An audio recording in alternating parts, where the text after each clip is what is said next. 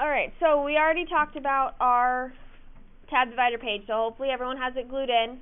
If you did not write Unit 3 integers, write it on this page. Remember, this page will write nothing on, so this can be like a drawing page, a coloring page, whatever you want it to look like. You can do whatever you want. This is kind of like your doodle page. Sound good? Alright, so I'm going to go to the next page. I'm going to write on the back of the tab divider page, just so I'm not wasting any room. So we're up at the top going to write Intro to Integers.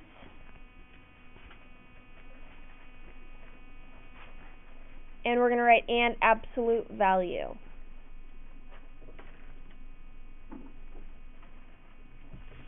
And today is 11/4/19. So Intro to Integers and absolute value.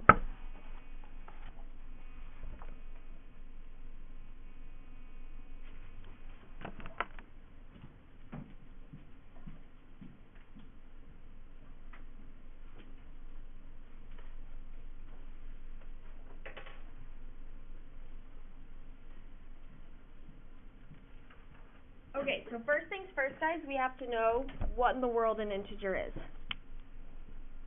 Anyone know what an integer is? Any ideas?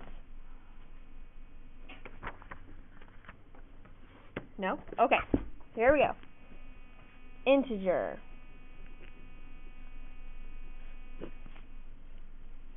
An integer is any number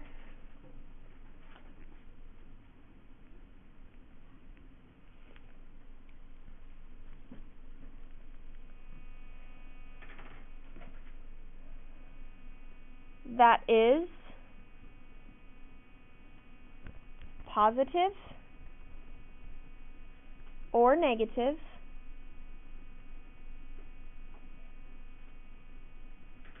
and it must be a whole number.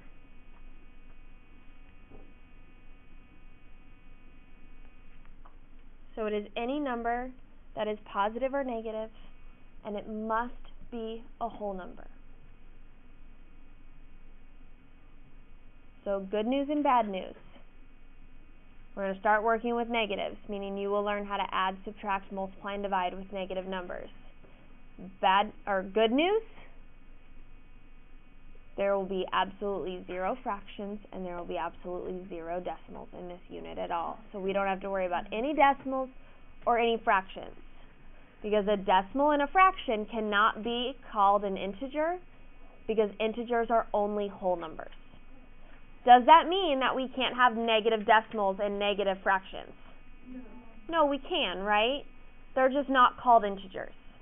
Okay, so we will get to those, but not in this unit at all. Is that understood? So that means all homework assignments, all quizzes, all tests, all answers should be written as a what? A whole number. If you get a decimal for an answer, did you do it right or wrong? Wrong. If you get a fraction as an answer, did you do it right or wrong? Wrong. So right away you should know every answer is a whole number. I will never ever try to trick you. Is that clear?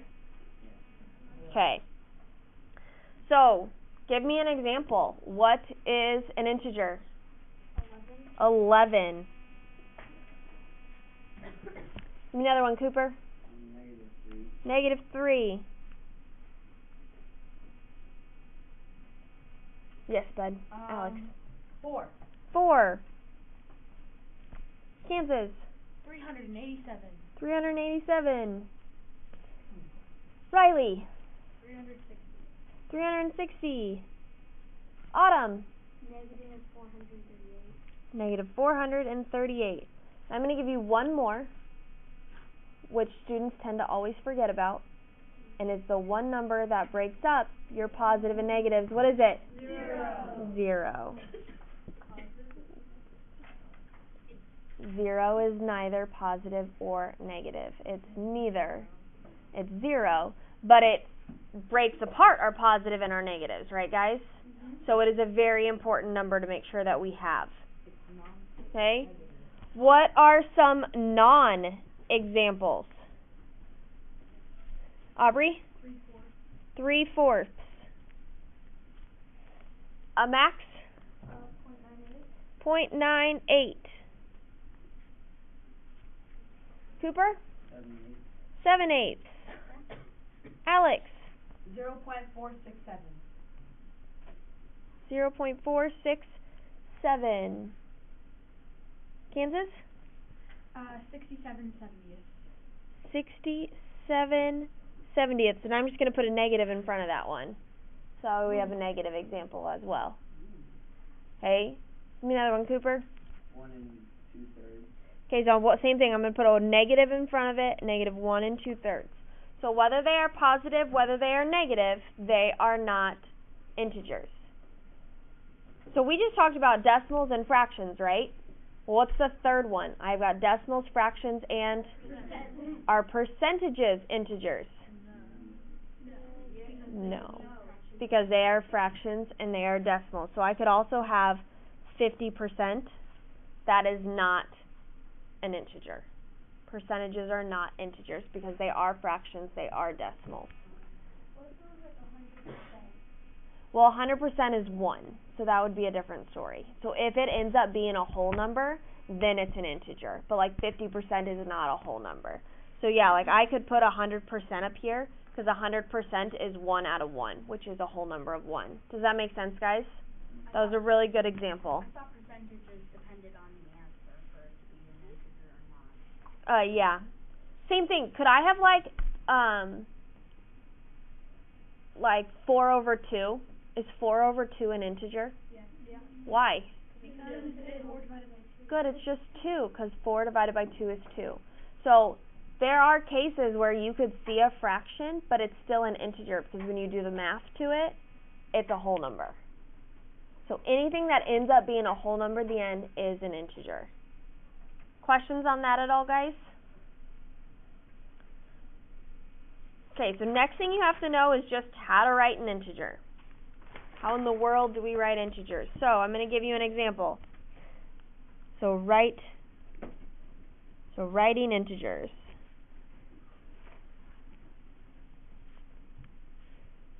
Example 1.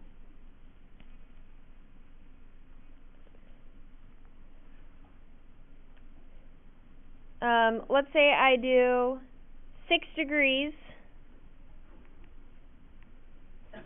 above normal. I have 6 degrees above normal. I just want to know, I want to write that, but I want to write it with integers. I don't want to write it with a bunch of words. I want to write it in number format. So if it's 6 degrees above normal, do you think that is a positive 6, or do you think that is a negative 6?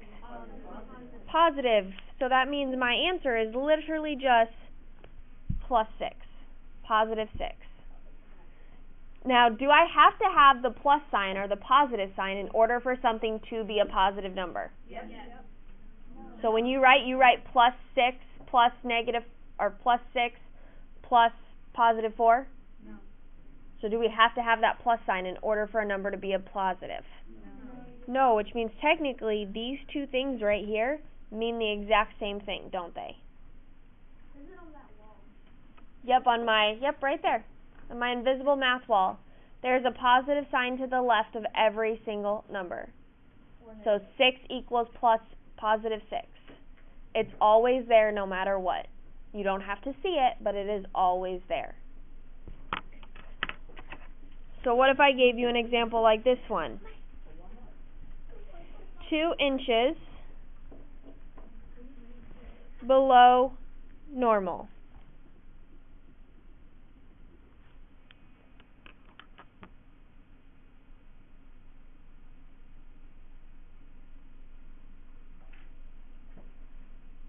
What do you think that one is, everyone? Negative. Okay, because it is below, so it's a negative, negative 2. Now, do I have to have that negative sign there in order for it to be a negative? Yes. If you don't have that negative, it's automatically going to be wrong. What if I gave you this example, example 3? A deposit of $300. A deposit of $300.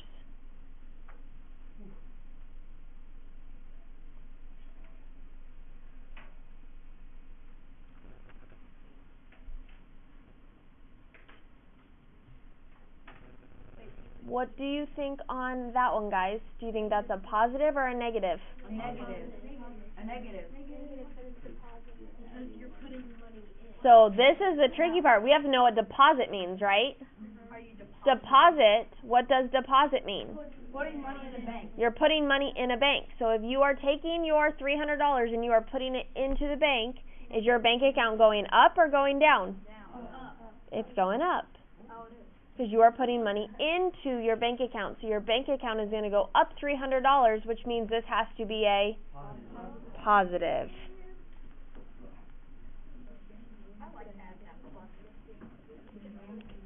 What word in banking terms means to subtract or to be a negative? Withdrawal. Withdrawal. If you see that word withdrawal, that means your bank account's going down. That would be a negative. Yes, Aubrey? On our homework, will we have to write, like, plus 300? Nope, I'd accept either one. Either one is acceptable. The only time you have to write something is if it's a negative. And then you have to have that negative there. Alright, questions so far? Okay, next thing I want us to do. Graphing integers.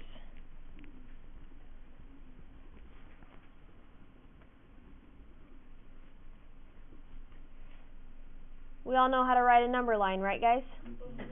I want you to draw me a number line that goes from -5 to 5. So draw me a number line that goes from -5 to 5.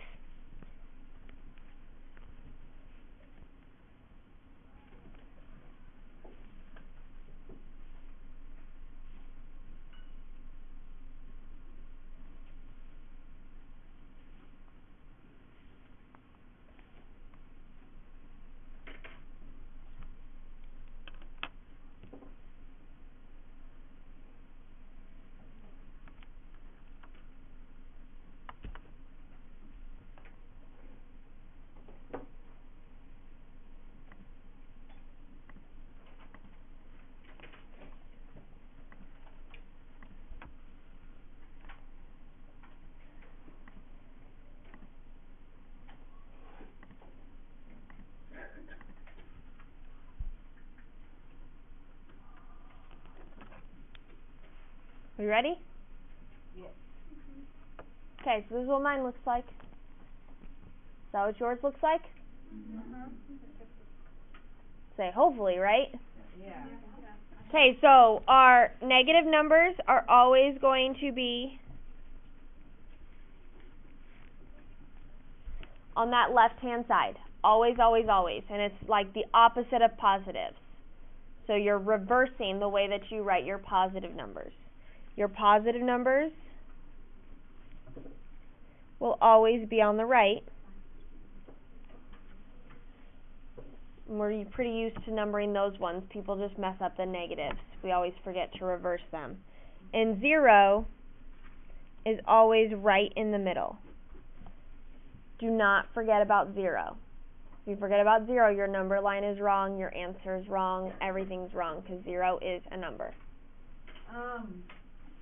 If you have like a graphing integer, so if you have like two numbers that are equivalent or whatever, like -5 and 5, you just have to look in the middle, and you can see how spread apart your numbers can have to be.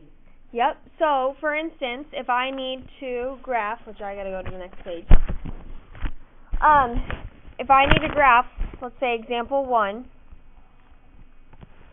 Let's say I give you these numbers. That's just a really weird looking bracket, okay guys? So kind of like a parenthesis sign. Say I give you 4, -6, and 0. You're given those three numbers. You are told to graph them. That means graph them on a number line. So the first thing you have to do is draw a what? Number line. Now, do I have to draw this really big fancy number line? No. Draw only the numbers that you need with all the other numbers in between. So what's the smallest number that I need? So I need a -6 on my number line. What's the largest number that I need? 4. So that means I want my number line to go from -6 to a +4, and I need to fill in all the numbers in between.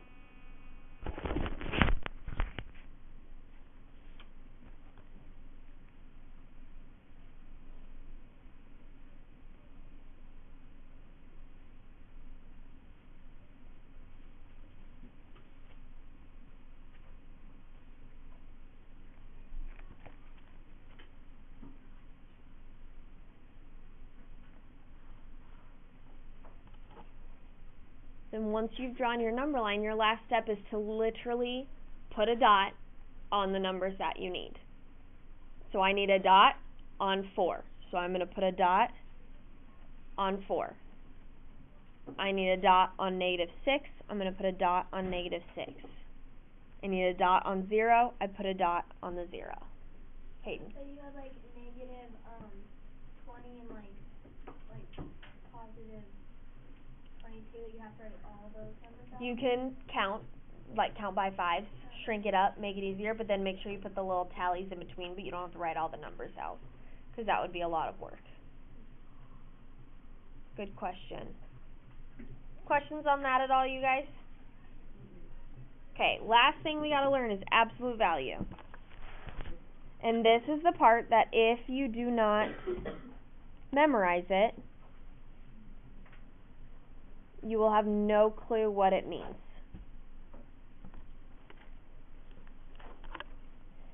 So here is the definition of absolute value. Absolute value is the distance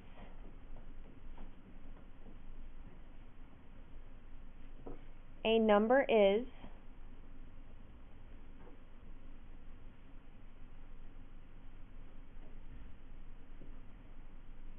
away from 0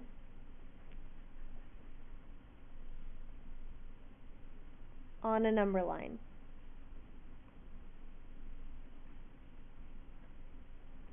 So it is the distance a number is away from 0 on a number line.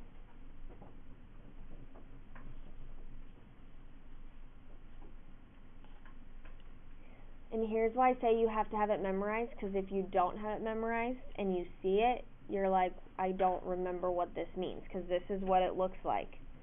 So your example of it is a straight up and down line,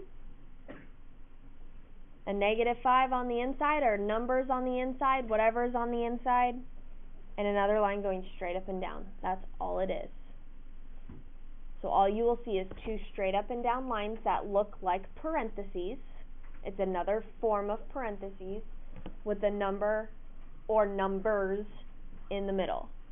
So another example could just be, instead of a -5, I have a +5. So it'll always be two straight up and down lines with a numbers in the middle. You treat absolute values like parentheses. So let's write that down. Treat like parentheses.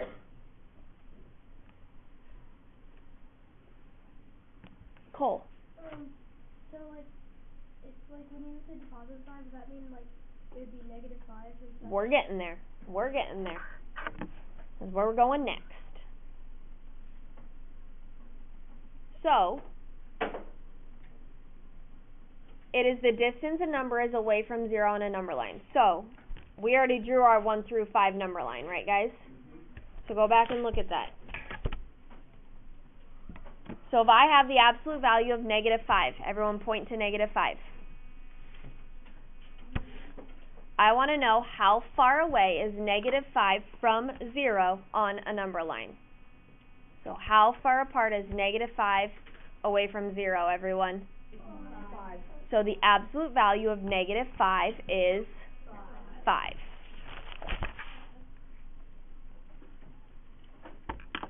That's all it is. That's the answer. There's nothing else you do with that. Hold on, Riley. Give me 1 second.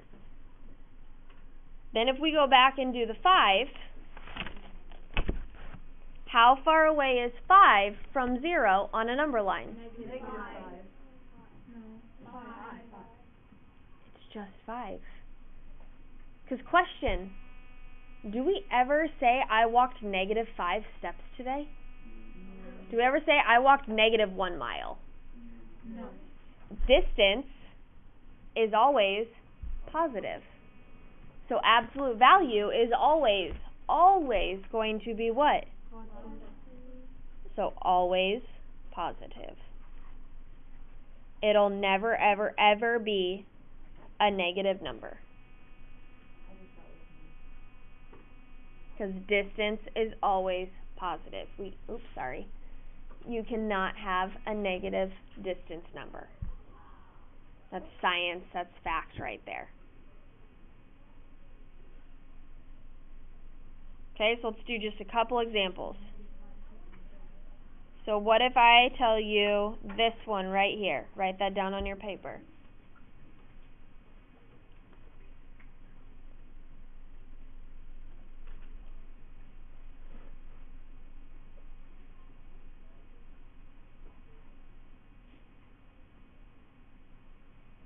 What's the answer, everyone? 4. That's all you have to do. Is there any work with it? No. Now, technically, could I make you draw a number line and show me it? Yeah. Absolutely, but it's also one of those things that you kind of just need to memorize. I thought it said 1 minus 4. Yep. Yeah, that's what I thought.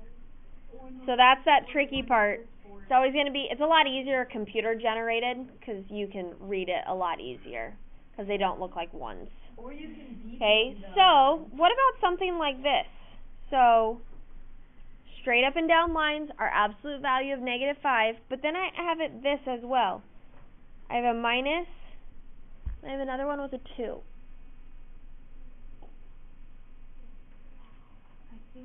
I have to make sure that I'm always following what rule do we always have to follow when we solve math problems. solve the parentheses first. Because why does parentheses come first? What's that rule? PEMDAS. Remember, please excuse my dear Aunt Sally? Parentheses, exponents, multiply, divide, add, and subtract. Have to follow your order of operations.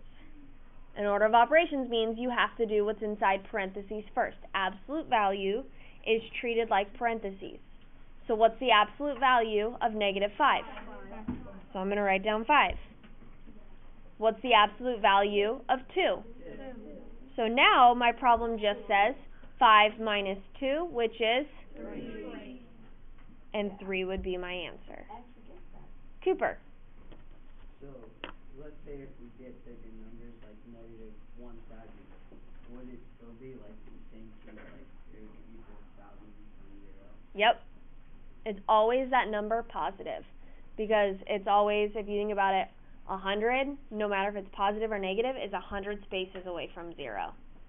That's why you don't have to draw that number line out, because it's always 100 to 0, and then 100 more to your 100. So yep, it'll always be that number, it's just always positive. What if I gave you guys one that looked like this? What if I did almost the same thing, I put a line going up and down, but I said, I can't do that yet. We'll do that one in a couple weeks. Never mind, I'll do that one with you next week when we start our adding and subtracting. So let's do -6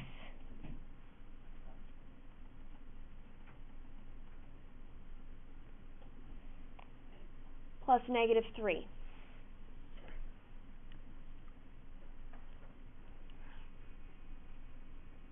This one, there's a little bit of work to show, right guys? Just a smidge, not a lot. Because what's the absolute value of -6? Gotta write that down for me. What's the absolute value of -3? 3. So this line, I just want to see that line, okay guys? Because trust me, we'll get some harder problems in, so get used to it now. Because what's 6 plus 3? 9. Very good. What questions do I have?